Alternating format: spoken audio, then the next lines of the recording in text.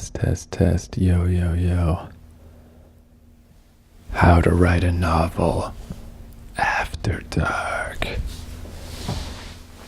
So today I helped this guy at this Airbnb I'm staying at move. We moved to a different house.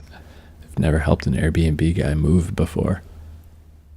But since I was out and about and I didn't have my recorder, I recorded some stuff on my cell phone, but my phone is an old 2010 piece of shit. And it sounded like it sounded awful. But not only that, the thing I recorded was way boring and way too long for how bad it sounded. And I'm just like, oh, this sucks. But now that I'm in this new house, I can sort of record quietly like a little mouse down in the corner. I'm downstairs in the house. But I think they might still be able to hear me, and that creeps me out. I can't think of the last time I had an apartment where I could just record in the house and it's not awkward for somebody. So I always record outdoors. And I wonder if that's the same for every YouTuber. Because, I mean, I've lived in so many places, fucking dozens of places, especially once I started just Airbnb-ing around. And it's never just a place where you can just talk to yourself, you know? Like, are all these YouTubers, all the talking head YouTubers, driving everyone fucking crazy?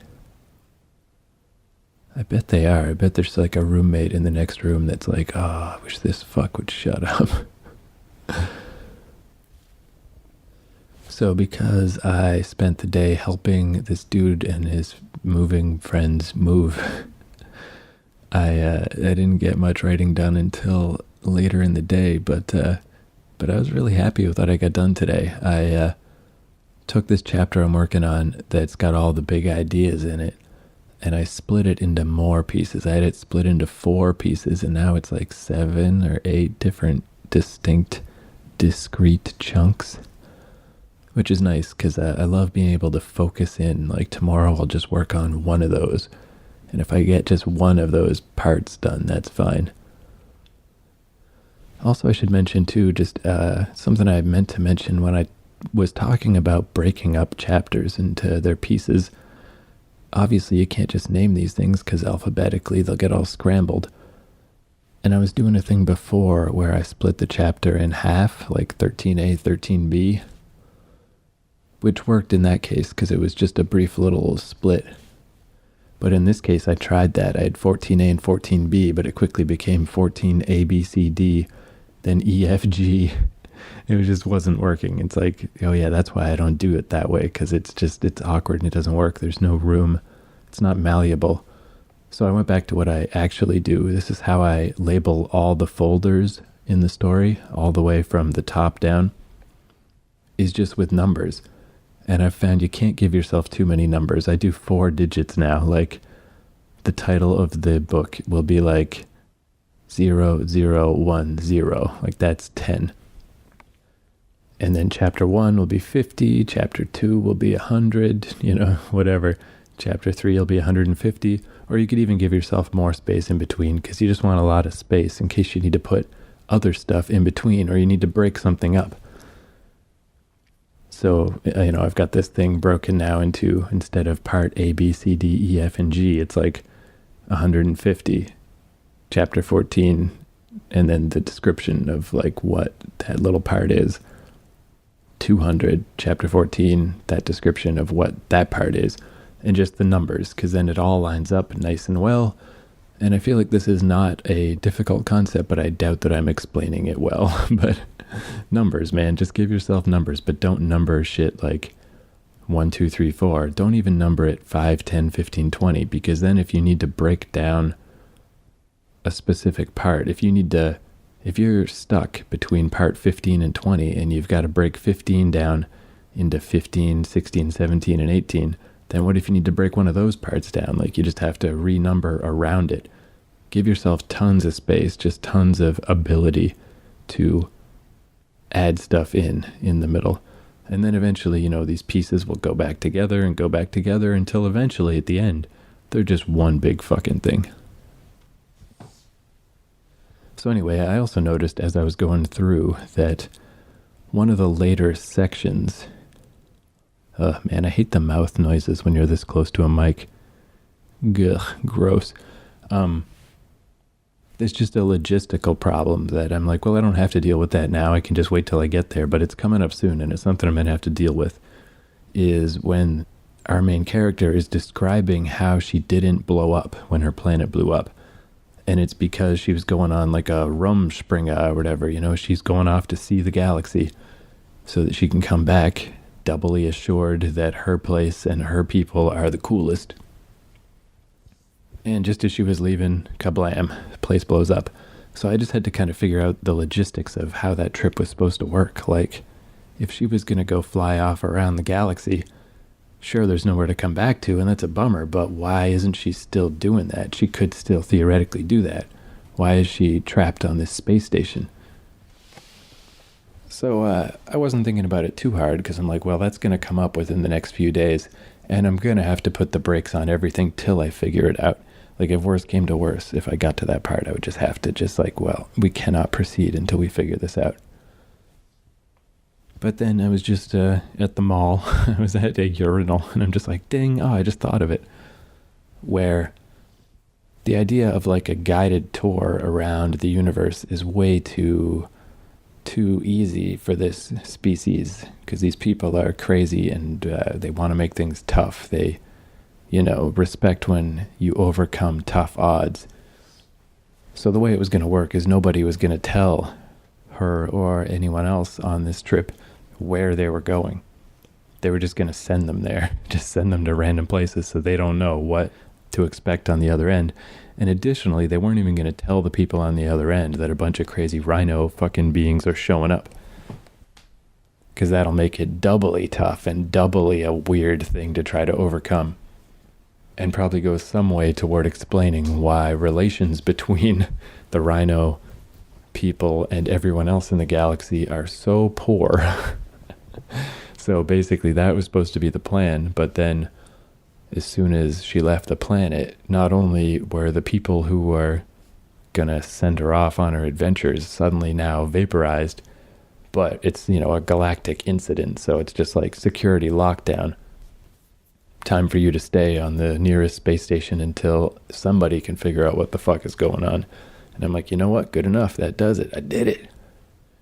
So I did some shit today, despite the fact that I spent most of the day helping some random guy move his house. All right, so since this is a sultry one-on-one late night quiet storm episode, let's listen to Strangers on a Train by Lovage. Lovage is like the best band. It's Dan the Automator and Mike Patton, and off the top of my head I can't remember the woman vocalist's name, but they only ever did this one album, and it is so fucking good, man. It is the smoothest, coolest, best album. It's called Music to Make Love to Your Old Lady by, I'm pretty sure. It's fucking wonderful. So here's Strangers on a Train, and I'll talk to you tomorrow.